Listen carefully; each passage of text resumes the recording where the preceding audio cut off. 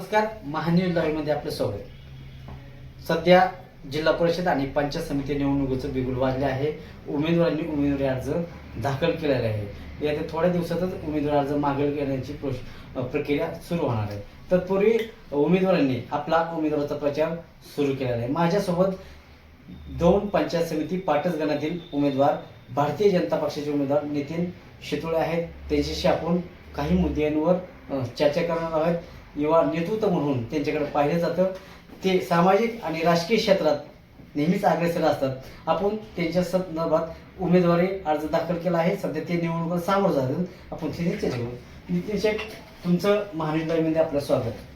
सध्या तुम्ही राष्ट्रवादी काँग्रेसमध्ये पदाधिकारी होता. नुकताच निवडणुकीच्या अर्ज भरण्याच्या पार्श्वभूमीवर तुम्ही पक्षाचा राजीनामा दिला आणि भारतीय जनता पक्षाने तुम्हाला उमेदवारी दिली. एका रात्रीत हा चमत्कार कसं काय झाला? नमस्कार. प्रथमतः मी माझा परिचय करून देतो. माझे नाव नितीन आदरसिंग शितोळे. 1997 पासून मी राष्ट्रवादी काँग्रेस आणि आमचे त्या पक्षाचे तालुक्यातील नेते आप्पा यांच्याबरोबर मी काम केलं. 2017 साली माझ्या पत्नीला पक्षानं पंचायत समिती पदाची जबाबदारी दिली.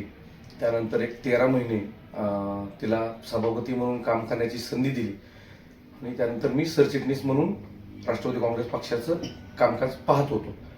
परंतु प्रत्येक पक्षामध्ये, प्रत्येक गटामध्ये स्थानिक लेवलला काही अंतर्गत मतभेद असतात. त्या मतभेदामुळं मी निर्णय घेतला आणि 20 तारखेला माझ्या सरचिटणीस पदाचा राजीनामा देऊन मी भारतीय जनता पार्टीमध्ये प्रवेश करण्याचा निर्णय घेतला. तालुक्याचे आमदार राहुल कुल यांनी तुमच्यावर एवढा मोठी जबाबदारी, विश्वास दाखवला आणि तुम्हाला उमेदवारी थेट दिली. त्याबद्दल तुम्ही त्यांचा विश्वास कशा पद्धतीने सार्थ करणार? प्रथमतः मी दौंड तालुक्याचे कार्यक्षम आमदार, महाराष्ट्र राज्याचे युवा नेते, त्यांचं माझ्यावरती एवढा मोठा विश्वास टाकल्याबद्दल मी त्यांचं प्रथमतः आभार मानतो. सायंकाळी 7 वाजता प्रथम त्यांच्याबरोबर माझी मीटिंग झाली. त्यानंतर ते म्हटले आपण 1-2 तासानंतर आपण चर्चा करू. दादांनी परत चर्चा करून मला पंचायत समितीला उभं राहण्यासाठी आदेश दिला.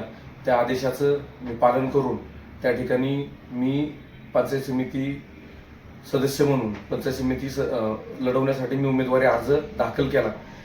एवढ्या फास्ट घडामोडीमध्ये आदरणीय दादांनी कमी वेळामध्ये माझ्यासारख्या सामान्य कार्यकर्त्यावरती जो विश्वास टाकला त्याबद्दल मी निश्चितच दादांचं मनापासून आभार मानतो आणि त्यांनी टाकलेला विश्वास सार्थ ठरवण्यासाठी मी माझ्याकडून 100%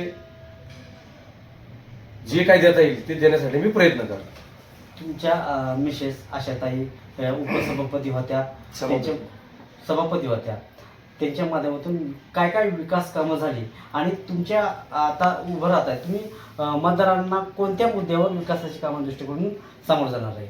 2017ला पंचायत समितीला निवडून आल्यानंतर तात्कालीन परिस्थितीमध्ये साधारण 4 वर्ष पंचायत समितीला कुठल्याही प्रकारचा निधी त्या ठिकाणी उपलब्ध नव्हता.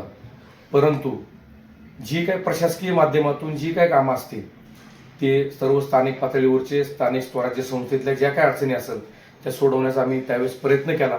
हे करत असताना जागतिक संकट कोरोना आपल्या भारतामध्ये येऊन धडकलं. त्या माध्यमातून मी जवळपास तालुका आरोग्य विभागाच्या मार्फत पाटस गावामध्ये दोन्ही लाटेमध्ये कोविड सेंटर करण्यासाठी पुढाकार घेऊन, स्थानिकांच्या सर्वांच्या सहकार्याने पुढाकार घेऊन जवळपास 1000 पेशंट मी त्या ठिकाणी नीट करण्याचं दोन्ही लाटेमध्ये काम केलं. अत्यंत चांगलं असं ते उपक्रम तुम्ही राबवला. कोरोनाच्या काळात अनेक रुग्णांना दिलासा तुम्ही पाटस प्रसाद सर्वसामान्यांनी पाहिलेला आहे.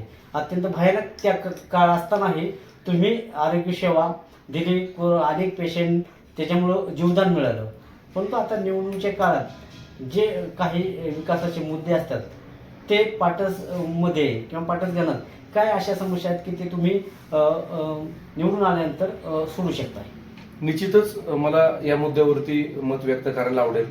आतापर्यंत सलग 15 वर्ष, जवळपास 3री पंचवार्षिक राहुलदादा कुल हे आमदार आहेत. आम्हाला पंचायत समितीच्या माध्यमातून विकास कामं करताना निधीची प्रचंड अडचण जाणवत होती.